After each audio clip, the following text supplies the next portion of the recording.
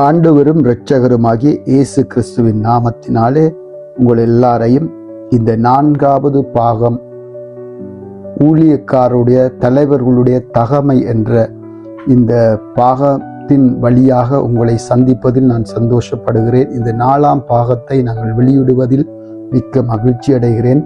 தொடர்ந்து நீங்கள் இதை பாருங்கள். தேவன் உங்களை ஆசீர்வதிப்பார். நாங்கள் இன்றைக்கு ஒரு தலையங்கத்தை பார்க்க போறோம். தலைவர்களுடைய ஆவிக்குரிய தகமைகள்.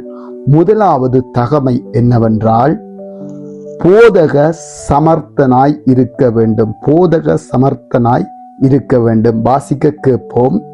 1 தீமோத்தேயு 3ஆம் அதிகாரம் 2வது வசனத்தை வாசிக்க கேட்போம். ஆகையால் கண்காணியானவன் குற்றம் சாட்டப்படாதவனும் ஒரே மனைவி உடைய புருஷனும் ஜாக்கிரதை உள்ளவனும் தெளிந்த புத்தி உள்ளவனும் யோக்கியதை உள்ளவனும் அந்நியரை உபசரிக்கிறவனும் போதக சமர்த்தனுமாய் இருக்க வேண்டும். இங்கே பார்க்கிறோம், போதக சமர்த்தனாய் இருக்க வேண்டும். இந்த இடத்திலே பவுல் தீமோத்தேக்கு சொல்லுகிறார், நமக்கும் ஒரு ஆலோசனையாக ஊழியக்காரன் தலைவன் இருக்க வேண்டிய தகமை போதக சமர்த்தன். அவனுடைய கடமை என்னவென்றால் வேதத்தின் உபதேசங்களிலே மிக முக்கியமான கடமை என்னவென்றால் அவைகளிலே தேறுகிறவனாய் இருக்க வேண்டும். ஏன் வேதத்தை நன்கு படிக்க வேண்டும், அதில் தேற வேண்டும் என்றால் அநேகர் ஆலோசனைக்கு வருவார்கள். வேதத்தின் அறிவிருந்தால் தான் வேதத்தின் அடிப்படையிலே ஆலோசனை சொல்ல முடியும். வேதத்தை நன்கு படித்திருக்க வேண்டும். வேதத்தை நன்றாக ஆராய்ந்து பார்க்க வேண்டும். வேதத்தில் ஒரு விசை மூழ்கி இருக்கிறவனாய் காணப்பட வேண்டும். அப்ப மக்கள் ஆலோசனைக்கு பிரச்சனைக்கு வரும்போது அவன் ஒரு வேதத்தின் அறிவுள்ளவனாய் இருந்தால்தான் அவன் மக்களுக்கு பிரச்சனைகளுக்கு ஆலோசனை சொல்ல முடியும். முதலாவது, ஒரு தலைவன் போதக சமர்த்தனாய் இருக்க வேண்டும் என்பது தேவனுடைய விருப்பம். இரண்டாவதாக பார்க்க போகிறோம். 2வது தகமை என்னவென்றால் நன்றாய் விசாரிக்கிறவனாய் இருக்க வேண்டும். 1 தீமோத்தேயு 3ஆம் அதிகாரம் 5வது வசனத்தை வாசிக்க கேட்போம். ஒருவன் தன் சொந்த குடும்பத்தை நடத்த அறியாதிருந்தால் தேவனுடைய சபையை எப்படி விசாரிப்பான்? இங்கே விசாரிப்பதை குறித்து இருக்கிறது. அப்ப ஒரு தலைவன் நன்றாய் விசாரிக்கிறவனாய் இருக்க வேண்டும். விசாரிக்கிற ஒரு தலைவனாக மந்தைகளை விசாரிக்க வேண்டும். அவர்களுடைய பிரச்சனைகளை விசாரித்து அவைகளுக்கு தீர்வு கொடுக்க வேண்டும். அந்த ஒரு நிர்வாக திறமை இருக்க வேண்டும். அதை ஒழுங்காக நடத்தத்தக்க ஒரு அறிவு இருக்க வேண்டும். அனுபவ அறிவும் அதற்கு தேவையாயிருக்கின்றது. அவன் இந்த திறமை உள்ளவனாக தன்னை அங்கே ஏற்படுத்தி கொள்ள வேண்டும். அவன் அப்படியாய் செய்யும் போது அங்கே அவனிடத்தில் வருகிறவர்கள் அந்த தலைமைத்துவத்தை நன்றாக மதிக்கக்கூடியதாய் இருக்கும். ஒரு தலைவன் நன்றாய் விசாரிக்கிறவனாய் இருக்க வேண்டும். 3வது பார்த்தால் புதிதாய் மனம் திரும்பினவர்களாய் இருக்கக்கூடாது.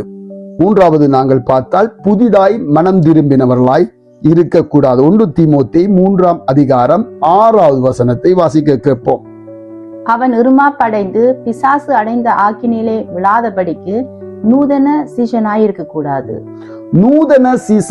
இருக்கக்கூடாது என்று பார்த்தீர்களாயிருந்தால் ஒரு தலைவன் நூதன சீசனாய் இருக்க முடியாது. ஏனென்றால் அது புதிதாய் ரட்சிக்கப்பட்டவர்கள் தான் நூதன சீசர்கள். அப்ப அவர்களுக்கு அனுபவம் இருக்காது, வேத அறிவு இருக்காது, ஆவிக்குரிய அறிவு இருக்காது. அவர்கள் தலைவர்களாய் ஏற்படும் போது நிறைய பிரச்சனைகளை அவர்கள் சந்திக்க வேண்டி ஏற்படும்.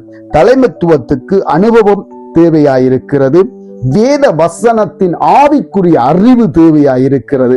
அப்ப பார்த்தீங்களா இருந்தால் தேவன் இந்த புத்தகத்தில் தீமோத்தேக்கு எழுதிய நிருபத்தில அங்கே சொல்லுகிற காரியம், பவுல் தீமோத்தேக்கு கொடுக்கிற ஆலோசனை நூதன சீசனை நீ என்ன செய்யாத, தலைமைத்துவத்தில் ஏற்படுத்தாத என்றதை காணக்கூடியதாய் இருக்கின்றது.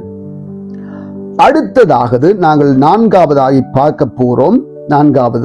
நான்காவதாக புறம்பானவர்களாலே நற்சாட்சி பெற்றவனாய் இருக்க வேண்டும். புறம்பானவர்களாலே நற்சாட்சி பெற்றவனாய் இருக்க வேண்டும். வாசிக்க கேட்போம். 1 தீமோத்தேயு 3ஆம் அதிகாரம் 7வது வசனத்தை வாசிக்க கேட்போம். அவன் நிந்தனையிலும் பிசாசின் கண்ணியிலும் விழாதபடிக்கு புறம்பானவர்களால் நற்சாட்சி பெற்றவனுமாய் இருக்க வேண்டும். பாருங்க, புறம்பானவர்களாய் நற்சாட்சி பெற்றவர்களாய் இருக்க வேண்டும். இவ்வுலகத்திலே இருக்கும் மற்றவர்கள் ஊழியக்காரனை பார்த்து இவன் முதலாவது உண்மையுள்ளவன் என்று சொல்ல வேண்டும், நம்ப வேண்டும். அடுத்தது இவன் ஒரு நேர்மை உள்ளவன் என்று அவர்கள் நம்மோடு பழக வேண்டும்.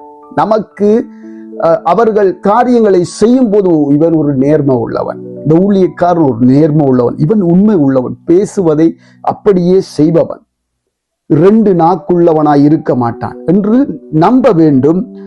நேர்மை உள்ளவன் என்று நினைக்க வேண்டும், உண்மை உள்ளவன் என்று நினைக்க வேண்டும். அடுத்தது பாத்தீங்களா, அதுக்குள்ள பரிசுத்தம் உள்ளவன் என்று நினைக்க வேண்டும். அவர்கள் மற்றவர்கள் இந்த மனிதன் ஒரு பரிசுத்தவான் என்று சொல்ல வேண்டும். வேதத்தில் இருக்கிறது, தீர்க்கதரிசிகளை பார்த்து சொல்லுகிறார்கள் இவன் பரிசுத்தவான் என்று. அப்ப வேதத்தின் அடிப்படையிலே நாங்கள் பார்க்கும் போது இந்த ஊழியக்காரன் வேதத்தின் அடிப்படையிலே நடக்கும் போது இந்த உண்மை, நேர்மை, பரிசுத்தம் அப்படியே இந்த தலைவர்களுக்குள்ளே வரும். தலைவர்களுக்கு தீமோத்தேயுக்கு பவுல் சொல்லுகிற ஆலோசனை போல இந்த நாளிலே இந்த ஆலோசனைகளை நாங்கள் எடுத்துக்கொள்வோம். அடுத்ததாவது பார்த்தீங்களா இருந்தால் 5வது காரியத்தை பார்த்தீர்களா இருந்தால் நீதிமானாய் இருக்க வேண்டும். நீதிமானாய் இருக்க வேண்டும். 2 வசனங்களை வாசிக்க போகிறோம். முதலாவது தீத்து 1:8 வாசிப்போம். தீத்து 1:8. அந்நியரை உபசரிக்கிறவனும் நல்லோர் மேல் பிரியமுள்ளவனும் தெளிந்த புத்தி உள்ளவனும் நீதிமானும் பரிசுத்தவானும் இச்சையடக்கம் உள்ளவனும். இங்கே பார்த்தீங்களா இருந்தால் நீதிமானை குறித்து சொல்லப்படுகிறது. இன்னொரு வசனத்தை வாசிக்க கேட்போம். லூக்கா எழுதிய சுவிசேஷம் 1:6 வாசிக்க கேட்போம். அவர்கள் இருவரும் கர்த்தரிடத்தில் சகல கற்பனைகளின் படியையும் நியமங்களின் படியையும் குற்றமற்றவர்களாய் நடந்து தேவனுக்கு முன்பாக நீதி உள்ளவர்களாய் இருந்தார்கள். பார்த்தீங்களா இருந்தால் இங்கு நீதி உள்ளவர்கள் நீதிமான்கள். அப்ப சகரியாவை பார்த்தால் அங்கே அவன் ஒரு நீதியுள்ளவனாய் நீதிமானாய் காணப்படுகிறார். நீதிமானாய் காணப்படும். நீதிமான் மிகவும் ஒழுக்கமுள்ளவனாய் இருப்பான், உருக்கம் உள்ளவனாய் இருப்பான், ஆவிக்குரிய ரீதியிலே அவன் ஆயத்தம் உள்ளவனாய் இருப்பான். இன்னும் சொல்ல போனால் சமூக ரீதியிலே அவன் ஒரு ஆயத்தம் உள்ளவனாய், சமூக ரீதியிலே அவன் ஒரு எடுத்துக்காட்டானவனாய் இருப்பான். நீதிமான் எப்பொழுதும் ஜெபிக்கிறவனாய் இருப்பான், எப்பொழுதும் தேவனுக்கு முன்பாக நடக்கிறவனாயிருப்பான். வேதத்தின் வசனங்களை நன்றாய் கை கொள்ளுகிறவனாய், வேத சட்ட திட்டங்களை கை கொள்ளுகிறவனாய் இருப்பான் நீதிமான்.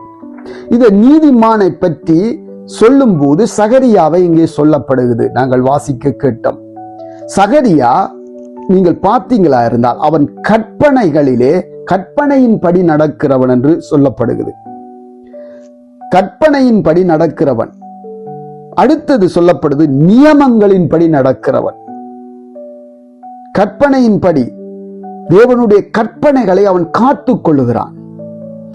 தேவன் தனக்கு நியமித்த நியமங்களை, ஒழுங்குகளை அவன் கைவிடுவதில்லை.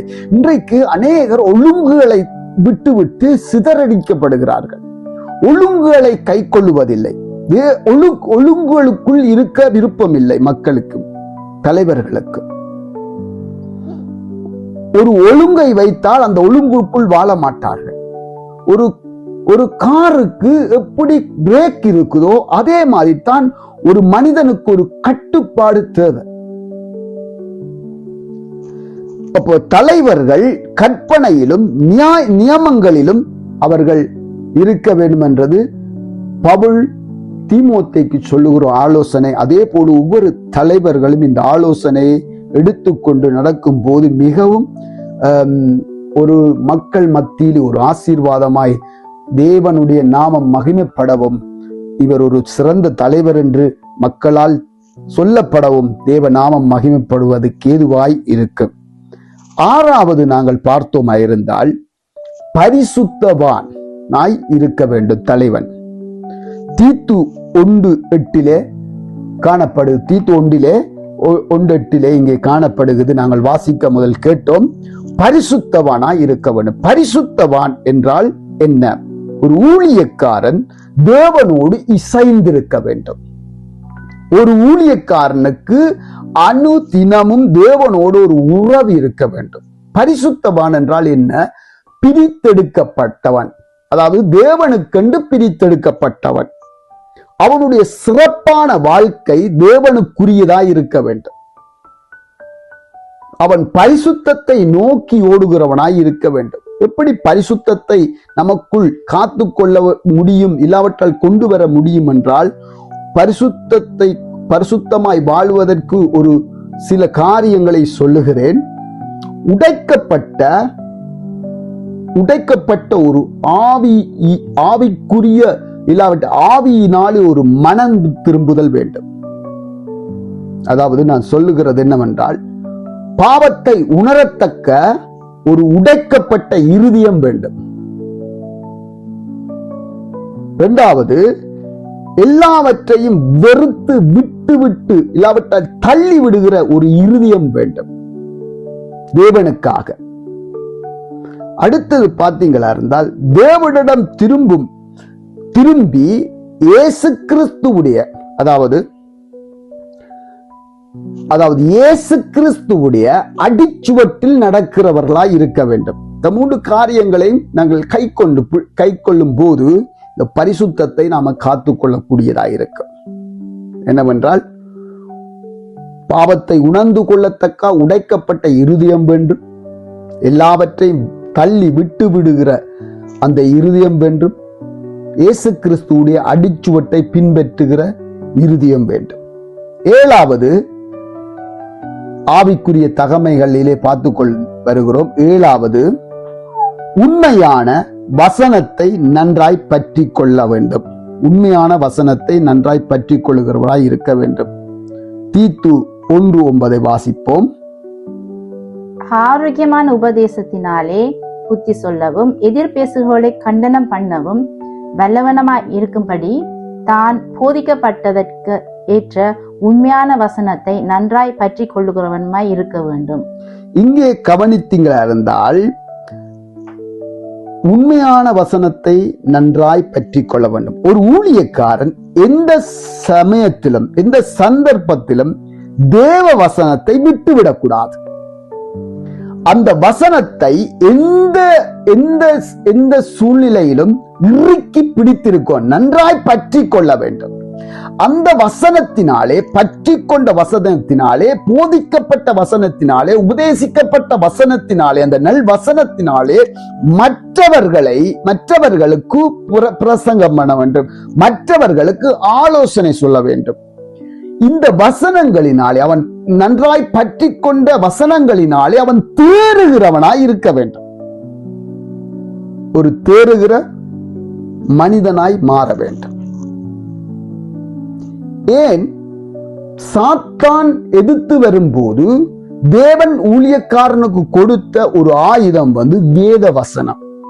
இந்த வேத வசனம் அவனுக்குள் இல்லாவிட்டால், இந்த ஆயுதம் இல்லாவிட்டால், சாத்தான் அவனை எதிராளி எதிர்த்து விடுவான். அவன் ஆயுதம் இல்லாதவனாய் தோற்று போகத்தக்க ஒரு சந்தர்ப்பம், ஒரு சமயம் ஏற்பட்டுவிடும். அடுத்தது 8வது முடிவாய் பார்ப்போம். 8வது, ஆரோக்கியமான வசனத்தினால் புத்தி சொல்ல வேண்டும் தலைவன். ஆரோக்கியமான வசனம் தீத்து 1:9 தான் இருக்குது இந்த வசனமும். ஆரோக்கியமான வசனத்தினாலே புத்தி சொல்ல வேண்டும். அது எப்படி புத்தி சொல்ல வேண்டும் என்றால், பரிசுத்தாவியினாலும் வல்லமையினாலும் நிறைந்து புத்தி சொல்ல வேண்டும். இன்றைக்கு ஆரோக்கியமான வசனத்தை கண்டுபிடிக்க புத்தி சொல்லுகிறவர்கள் சரியான குறைந்து கொண்டு போகிறார். ஆரோக்கியமான வசனத்தை பற்றி கொள்வதில்லை. வியாதியுள்ள காரியங்களை சொல்லி மக்களுக்கு வியாதிகளை ஏற்படுத்துகிறவர்கள் அநேகராய் இருக்கிறார்கள். நானும் நீங்களும் அப்படி இருக்கக்கூடாது என்பதை தீமோத்தேக்கு பவுல் சொன்ன அந்த ஆலோசனை இன்று நமக்கும் ஒரு ஆலோசனையாய் இருக்கிறது. புத்தி சொல்வதற்கு ஆரோக்கியமான வசனத்தை நன்றாய் உபதேசிக்கப்பட்டு நாம் அதில் தேறி ஆரோக்கியமான உணவை கொடுப்போம், ஜனங்கள் ஆரோக்கியம் அடைவதற்கு. கர்த்தர் உங்களை நிறைவாய் ஆசீர்வதிப்பார். இதை கேட்டுக்கொண்டிருக்கிறவர்கள் இவைகளை கடைபிடித்து அவைகளை செய்யும் போது நிச்சயமாய் உங்களுக்கு தேவனால் பலன் உண்டு. உங்கள் ஊழியங்கள் ஆசீர்வதிக்கப்படும். God bless you.